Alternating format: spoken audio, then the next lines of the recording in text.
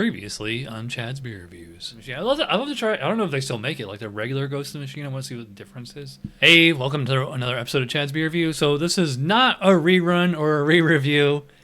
So in the last episode, I reviewed DDH Ghost in the Machine. Well, this one is just regular Ghost in the Machine ale from Parish Brewing. Now this one said it's only 8%. They said the other one was 8.5. This can's about 3 months old to the day. Yeah, March 5th, and today's June 4th. So, yeah. All right, so pour it into the IPA glass. I'm not an animal. Got to treat it right. Looks pretty much exactly the same as the other one. That orange juice complexion, kind of a carrot color. Actually, it's kind of carroty on camera. It's more of a maize color in real life. Much bigger foam on this one, oddly enough. Really interesting considering that it's not as much dry hopped and the can's older. So, I mean, as far as I can remember, this smells pretty much the same. Like this one is just straight up breakfast juice. It's orange, ruby red grapefruit. Definitely kind of like a pineapple sorbet in there as well. Definitely, some kind of tropical sweetness. I don't really get spicy or grassy character like you would like on a Heady Topper type hazy. And I don't really get alcohol. I don't get like any kind of oaty sweetness or anything either, though. Like all the sweetness here, quote unquote, just from the very fruity, hoppy aroma. All right, so let's see how regular Ghost in the Machine compares to the DDH version. Cheers.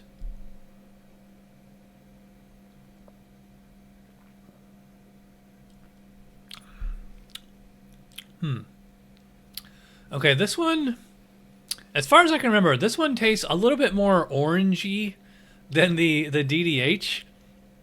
I thought the DDH was definitely... Actually, DDH was very orange too. Remember I said, it was every, blood orange, Tangelo, mandarin. This one is definitely kind of just straight up kind of breakfast juice, navel orange, or whatever juice orange is.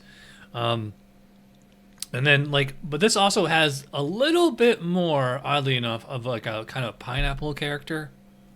And interestingly enough, I do get a little bit of what I think is probably the alcohol is kind of like a clean alcohol sensation. I would not call it a spice, or it might just be, and I kind of doubt it because it's only 3 months old.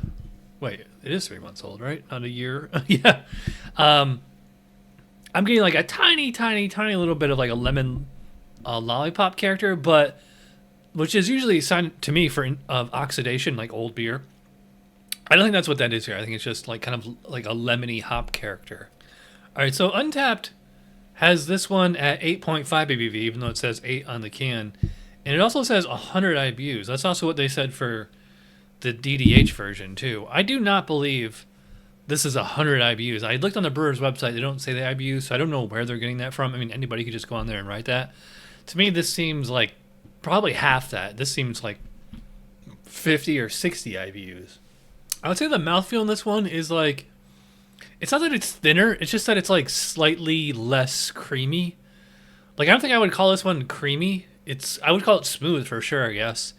Mouthfeel seems and again, slightly less than the DDH. All those dry hops, the whole hazy thing comes from just a massive amount of dry hopping and not filtering it. All that hop, oil and hop residue just lingering, will kind of thicken it up and kind of add a, creamy texture to the body.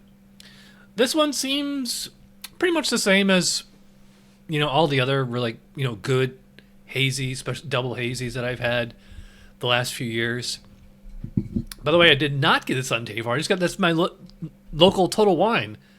I can't believe I didn't realize it before. It was just, sitting on the shelf, and it was very, by Total Wine standards, 3 months is actually very fresh. I think it was $5.99 for one can, which is not bad. About the same, a little less than what I paid for the DDH on Tavour. Anyway, yeah, actually nice lacing in the glass. I will say the one or something that's better about the original version is better head retention, better lacing. So I guess this one gets a 3 out of 3 on appearance. The other one might only get a 2 out of 3. Otherwise, I mean, this is just standard, kind of juicy style hazy IPA. Seems oddly enough, it does seem to have like a bit more of an alcohol kick than the double dry hop version. I don't know why, or maybe it's just like slightly oxidized. But yeah, I like it. I think I like honestly, I think I like the DDH a little bit better, but not that there's anything wrong with this. So I gave the DDH a 9. I'm gonna go 8.5 for the regular Ghost in the Machine. Sorry, I wish I had a time machine. I could go back in time and do this one first, or do both at the same time. If I can get another can of the DDH, we'll do a head-to-head. But I don't know the chances of that actually happening. So anyway, I'm rambling. If you watch all the way in, you're awesome. Thanks for watching. I'll see you guys for Teetotaler Thursday. Cheers.